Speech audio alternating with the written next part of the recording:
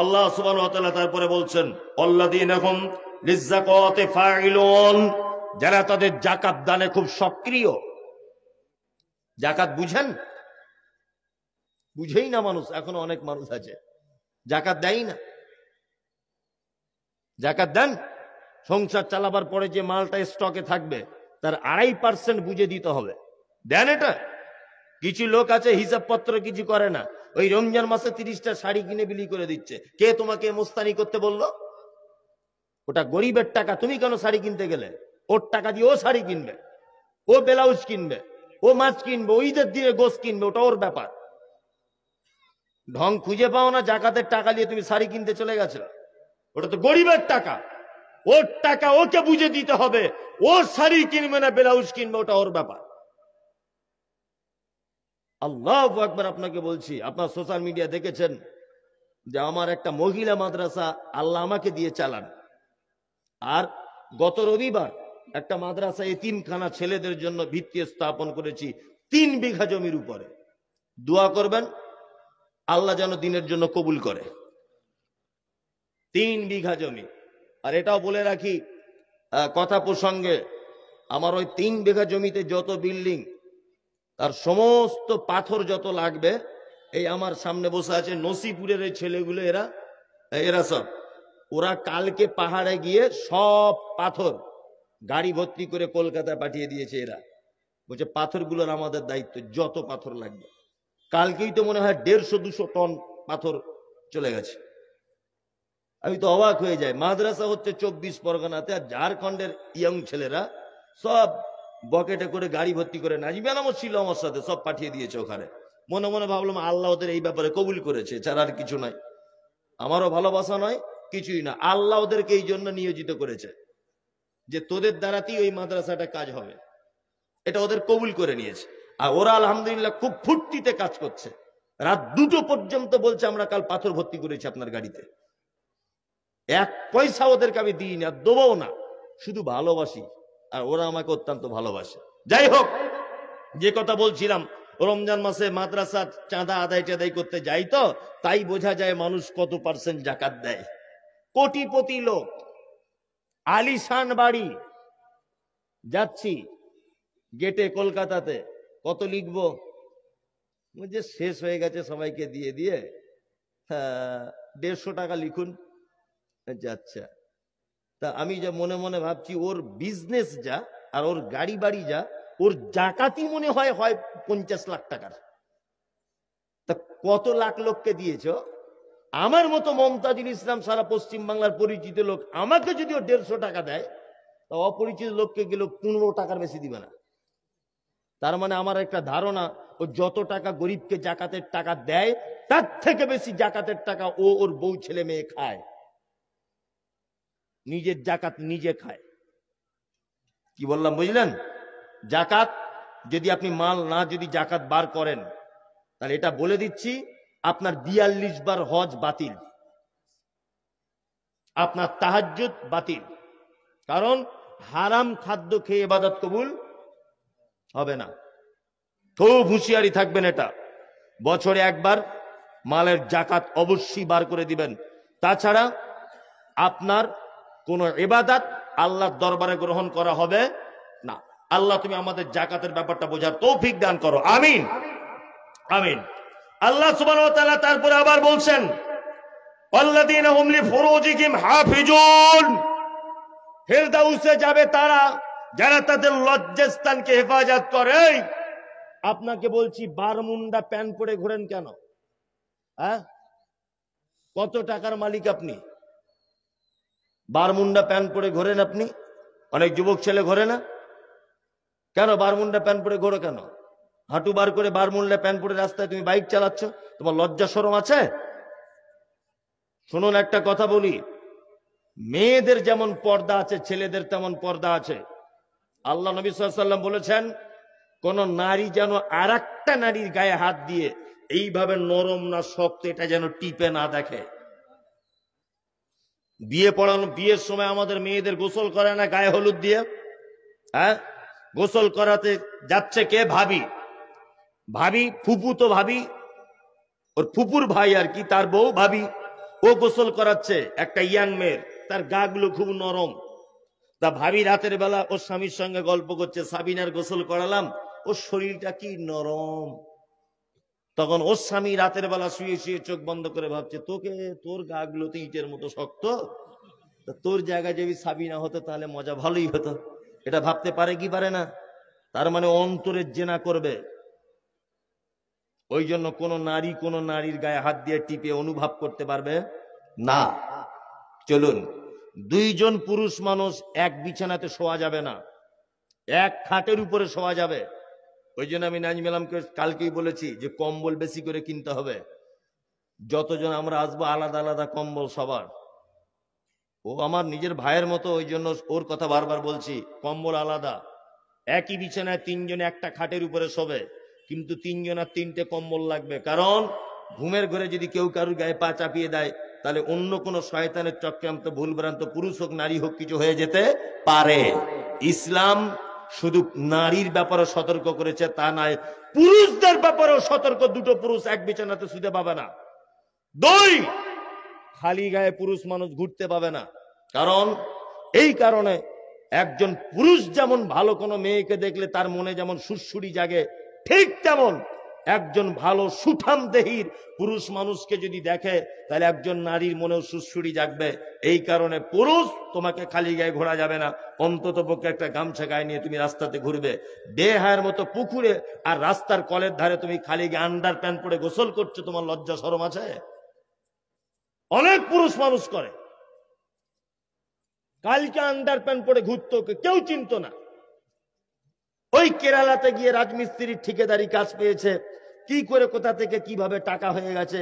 সোনার ব্যাসলেট পরে ঈদের দিনে বাড়ি এসেছে, ফাড়া লুঙ্গি পরে, আর বুকের ছাতি বার করে ঘুরছে। মানে কি ছিনু আর কি হুনু, ওরা ভাব দেখাতে চাইছে।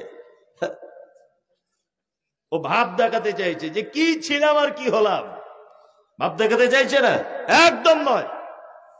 নারী, আপনাকে বলছি পর্দা করুন। পর্দা ইসলামে ফরজ। পর্দা ইসলামে কি ফরজ? আমাদের মেয়েরা বোঝে কম।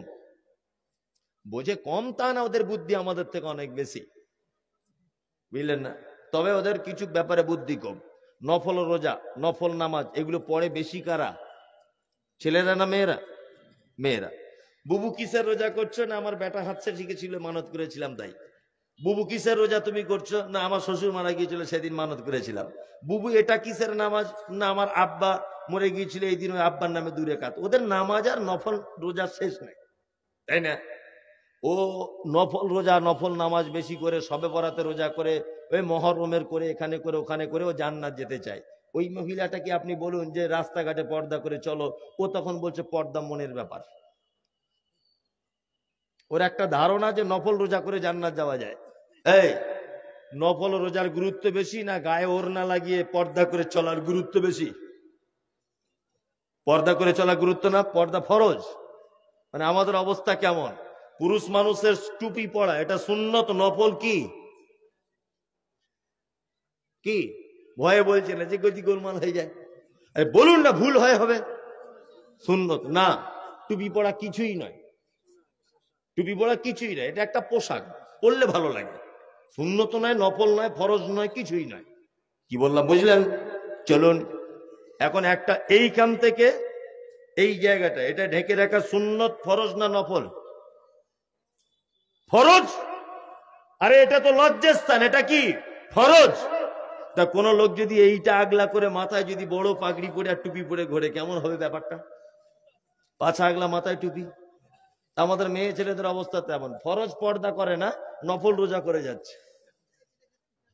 মানে বোকা তো আর গাছে ধরে না, গাছে ধরে না। বাড়ির বউ বেটি গুলোকে বলবেন যে বাড়ির ভিতরে থাকো, বেশি রাস্তাঘাটে বার হয় না। আর ওই তো বিড়ির পাতা আনতে যাচ্ছে দিনে 20 বার করে, কি আর পর্দা করবে, তাই না? আল্লাহু আকবার। আল্লাহ তুমি এই জাতিকে হেফাজত করো, আমিন আমিন। আল্লাহ সুবহানাহু ওয়া তাআলা তারপরে বলছেন, ইল্লা আলা আজওয়াজিহিম আও মা মালাকাত আইমানুহুম ফাইন্নাহুম গায়রু মালুমিন। শোনো, তোমরা তোমাদের স্ত্রী এবং দাস দাসী, এটা তখনকার দিনে ছিল, স্ত্রী আর দাস দাসীদের সাথে তোমাদের যৌবনের মানে পরিতৃপ্ত সহকারে তাদের কাছে যাপন করো, এতে কোনো অসুবিধা নেই। আল্লাহ তাআলা বলছেন কি, ফামানিবতাগা ওরা আযালিকা ফাউলাইকা হুমুল আদুন। তোমার বউ ছাড়া যদি যৌবন অন্য কোন রকম পদ্ধতিতে মেটানোর যদি চেষ্টা করো, আল্লাহ বলছে আদুন, অবশ্যই সীমা লঙ্ঘন এবং ওটা হারাম। ওই জন্য আপনাকে আমি বারবার একটা কথা বলেছি যে আপনার ছেলে 15 বছর 16 বছর বয়স হয়ে গেছে, ও শুধু বলছে আব্বা আমাকে একটা বড় ফোন কিনে দাও। আমি মমতাজুল ইসলাম বলছি, বড় ফোন কেনা বাদ দিয়ে ছোটখাটো একটা মেয়ে দেখে ওকে বিয়ে দিয়ে দেন, সব থেকে উত্তম। আপনার তো এটা ধারণা যে ছেলে নিজের পায়ে দাঁড়াতে শিখবে, তবে তুমি তো নিজেই এখনো নিজের পায়ে দাঁড়াতে পারো না। নিজের পায়ে দাঁড়াতে দাঁড়াতে কত যে অন্যায় কাজ করছে মোবাইলে তুমি জানো? সারা রাত তোমার বেটা ব্লু ফিল্ম দেখে, সারা রাত তোমার বেটা অন্য মেয়েদের সঙ্গে চ্যাটিং করে, সারা রাত তোমার বেটা খারাপ ছবি দেখে, নিয়ে তোমার বেটা কি করে, তার যৌবনের তৃপ্তি মেটায়। এটা কাবিরা পাপ। মোবাইল তোমার বেটাকে বড় কিনে দিয়েছো মানে কাবিরা পাপের একটা যন্ত্র তুমি ওকে দিয়েছো। এই মোবাইলটা কেনা বাদ দিয়ে তুমি একটা ভালো মেয়ে দেখে বিয়ে দিয়ে দাও, ডাল ভাত খাওয়ার মতো একটা কাজের ব্যবস্থা করে দাও, সে তার যৌবনের সম্পর্ক তার স্ত্রীর সঙ্গে করুক, নেকি পাবে, সেও বাঁচবে, আপনিও পিতা হিসেবে আল্লাহর দরবারে বাঁচবেন। ওর 26-27 বছর বয়স হয়ে গেল, বলছে এখনো বিয়ে করার টাইম হয়নি। কবে তোমার টাইম হবে? সবই তো শেষ হয়ে গেল তোমার মোবাইল দেখে দেখে। আরে আপনি হাসছেন, এগুলো বাস্তব বলছি না অবাস্তব? আপনার বেটাকে বিয়ে দিয়ে দেন মোবাইল কিনে দেওয়ার আগে। কাল সকালবেলা তো মেয়ে দেখাতে কি করুন? চ্যাংড়া ছেলেগুলো ভাবছে যে আমাদের পক্ষেই বলছে মৌলী সাহেব, কাজ হয়েছে এনে, তাই না? বা আমার বাপ যদি থাকে তাহলে কাজ হয়ে গেল আর কি। খুব আনন্দে আছে ওরা। ঠিক আছে, তোমরা বিয়ে করে নাও তাড়াতাড়ি, সকাল সকাল সকাল সকাল বিয়ে করে নাও, তাহলে চোখের পাপ থেকে বাঁচবে, তাই না? অনেক খারাপ পাপ থেকে তুমি বাঁচতে পারবে। কথা বলছি ঠিক কিনা? একদম। পাপ করার থেকে আমি বৈধভাবে পরের বেটিকে বউ করে নিব, ফোনে ফোনে এখানে ওখানে দেখা না করে বাঁশতলায় আম বাগানে ডাইরেক্ট বাড়িতে নিয়ে বসে থাকবো, তখন তার কেউ কিছু বলতে পারবে না। তাহলে পাপও হলো না, বরঞ্চ তাকে পেয়েও গেলাম, উত্তম কাজ। যাই হোক, আল্লাহ সুবহানাহু ওয়া তাআলা তারপরে বলছেন আল্লাযীনা হুম লিআমানাতিহিম ওয়া আহাদিহিম রাউন, যারা আমানত রক্ষা করে, ওয়াদাকে কি রক্ষা করে। এগুলো সত্যি অবাক লাগে, কিছু কিছু জায়গায় ঘটে। মসজিদে 10,000 টাকা দান করেছে, কমিটির লোক চেয়ে চেয়ে তার 4টে জুতোর চপ্পলের ফিতে ছিঁড়ে গেছে, টাকা আদায় করতে পারে না, অথচ সবার সামনে বলে দিয়েছে আমি 10,000। এরকম লোক আছে না নেই? দোয়ারওয়ালা নাই।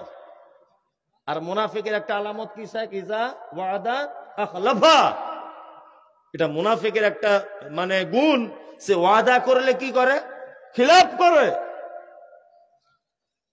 কখনোই না, ওয়াদা প্রতিশ্রুতি ভঙ্গ করবেন না, আর আমানত সংরক্ষণ করার চেষ্টা করবেন। আল্লাহ সুবহানাহু ওয়া তাআলা তারপরে বলছেন আল্লাযীনা হুম আলা সালাওয়াতিহিম ইউহাফিজুন, যারা সালাত সমূহকে ইবাদত করে। আর 5-7 মিনিট আপনাদের সামনে আমি বক্তব্য রাখছি, নাজমেলাম বলে দিয়েছে 1:30 পর্যন্ত।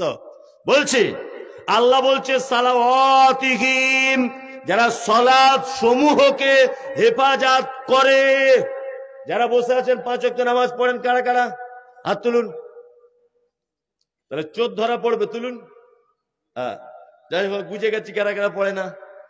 আমাদের মধ্যে আবার যারা পড়ে, এদের আবার 3-4টে কোয়ালিটি। কেউ জোহরে যায়, আসরে যায়, মগরিবে দোকান খুলে, এশায় দোকান বন্ধ করে, ফজরে ঘুম ভাঙে না। এইটা একটা কোয়ালিটি, তাই না? দ্বিতীয় কোয়ালিটি জুম্মায় জুম্মায় যায়। আপনাদের ঝাড়খণ্ডে নেই, আমাদের ওদিকে আছে এরকম লোক। আচ্ছা, আর এক কোয়ালিটির আছে শুধু 2 ঈদে যায়, আছে না?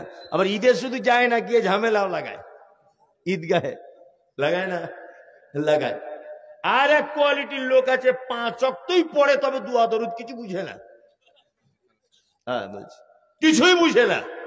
চাচা কত বছর নামাজ পড়ছো বাপ? বলছে 30 বছর হবে বাপ। আচ্ছা দুয়ায় কুনুতটা বলো তো। বলছি অত বড় দুয়া কি আর মুখস্থ করতে পারি? কানে কম শুনি, চোখে কম দেখি, কি করে মুখস্থ করি বাপ? আচ্ছা আচ্ছা, একবার সেজদা থেকে উঠে এই মাঝখানটায় দ্বিতীয় সেজদা যাওয়ার আগে একটা দোয়া বলতে হয়, হয় না? হয়। চাচা এই দোয়াটা বলুন। বলছে জিভের এটাই ভাঙে না।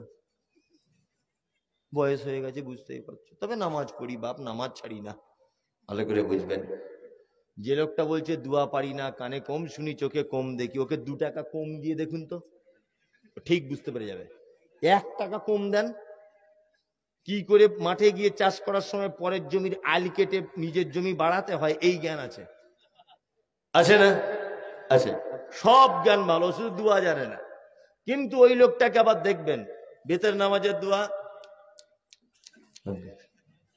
সেজদায় গিয়া, রুকু থেকে উঠে, তুই যে দোয়া জানিস না তো ওরকম ঠোঁট লাড়িস কেন, বলিস কি? তার মানে আমি বুঝলাম এতদিন মানুষকে ধোকা দিয়ে হয়নি, এখন আল্লাহকে ধোকা দিতে গেছে মসজিদে। কথা বলছি বাস্তব না অবাস্তব? এখন আপনার গ্রামে কাল আমি আছি, আর কাল জুম্মার খুতবা দিব আমি নসিপুরে, ওদের গ্রামে ইনশাআল্লাহ। কাল জুম্মার খুতবা হবে, এখানেও একদিন দিয়েছি, তবে সেদিন আমি অসুস্থ। আমি দেখব এই মসজিদে হঠাৎ করে কোনো একটা নামাজ অক্তে পড়তে গিয়ে মুসল্লিদের ধরবো, দেখি তো দুয়া কেমন জানে। হয়তো এই কথা বলেছি বলে 1 সপ্তাহ কেউ যাবেই না, ভাই এটা গোলমাল হয়ে যাবে, মরি চলে এলি বিপদ। না আমি আসবো না, আপনারা চালিয়ে যান। তবে বলছি আপনাকে গোলাম হোসেন, এইভাবে 2 নম্বরই করে আল্লাহকে খুশি করা যাবে না। আপনি দয়া করে অন্তত পক্ষে আপনার প্রাথমিক দোয়াগুলো যেগুলো লাগে নামাজে, ওই ইমাম সাহেব বসে আছে ওর কাছে বসে বসে শিখুন, আপনার মোবাইলে শুনে শিখুন, আপনার বেটা, আপনার পুতিন, আপনার পোতা, তাদের কাছে শুনে শুনে শিখুন, দোয়াগুলো শেখার চেষ্টা করুন। যদি আপনি কবরে গিয়ে বলেন আল্লাহ নামাজ পড়েছি দোয়াগুলো জানিনি, আল্লাহ যদি পাল্টা বলে টাইম দিয়েছি 60 বছর কি করেছি, শুধু জমি কিনতে ব্যস্ত, তো জমি বার করবো আজকে, করবে কি করবে না? করবে। সালাওয়াতিহিম, 5 ওয়াক্ত নামাজ পড়ুন। চলুন। অনেক মানুষের আবার দাবি নামাজ না পড়তে পারি ইমান চাঙ্গা আছে, বুঝলে না? আর এক চিটার, সাংঘাতিক চিটারে বলছে নামাজ না পড়তে পারি ইমান চাঙ্গা আছে। আল্লাহু আকবার। আসলে নামাজ খাদ্য জগতের লবণের যেমন দরকার প্রয়োজন। খাসির মাংস ক টাকা কেজি? 500 ধরে নেন, 700। আর লবণের কেজি কত? 10 টাকা। 1 কেজি খাসির মাংসতে লবণ কতটা লাগবে? 50 পয়সার লবণ। 700 টাকার মাংস যদি না দেওয়া হয় খাওয়া যাবে না। তোমার মাংস 1000 টাকা কেজি হোক না কেন, 10 টাকার লবণ কেজি, 50 পয়সার লবণ না দিলে বাতিল। 10,000 টাকার দান জলসাতে মসজিদে, ঈদগাহে 10,000। কোন মার্বেল লাগিয়ে দিয়েছেন মসজিদে, কিন্তু নামাজ পড়ো না তুমি, তোমার এই দানের 10 পয়সা দাম নাই। আর তোমার এই দান তোমাকে জান্নাতে নিয়ে যেতে পারবে না। আল্লাহ সুবহানাহু ওয়া তাআলা বলেন, মা সালাকাকুম ফি সাকার ক্বালু লাম নাকু মিনাল মুসাল্লিন। একজন সাকার নামক জাহান্নামীকে জিজ্ঞাসা করা হবে, তুমি কেন এই জাহান্নামে এসেছো?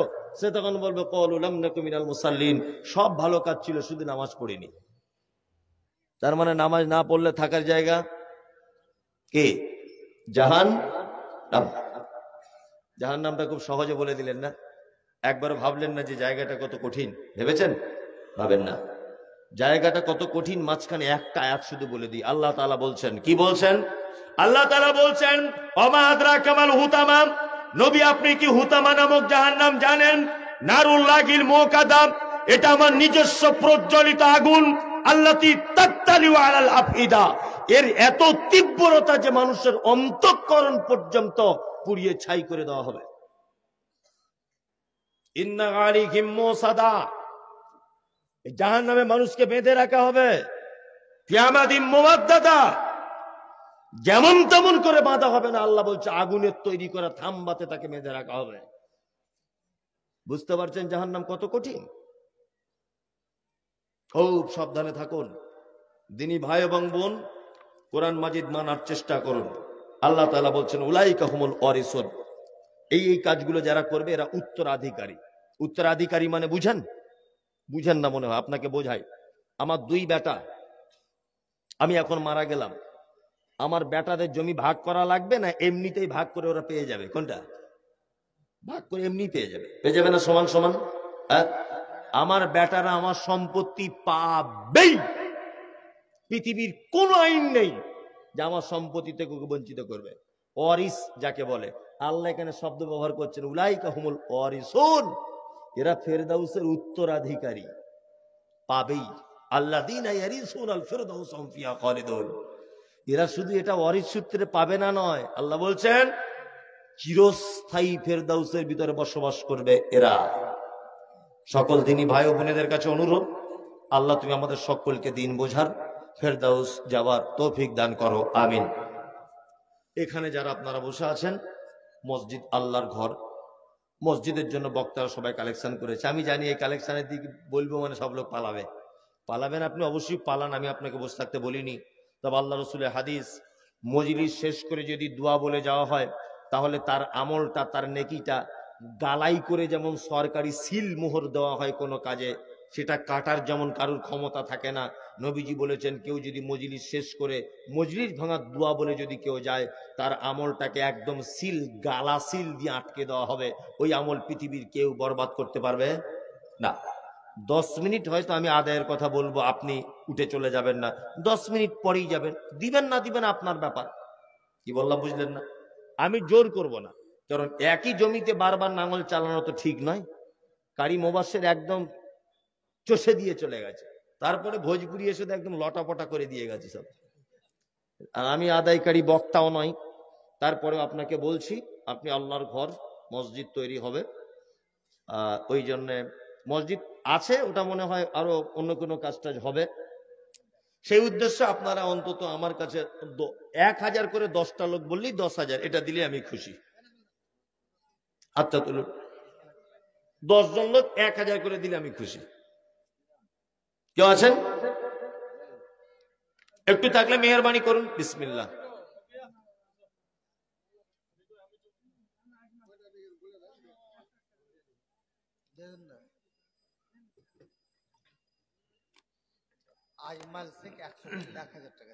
আজমাল শেখ 1000, 10 জন লোক 10,000 টাকা দিয়ে দেবে।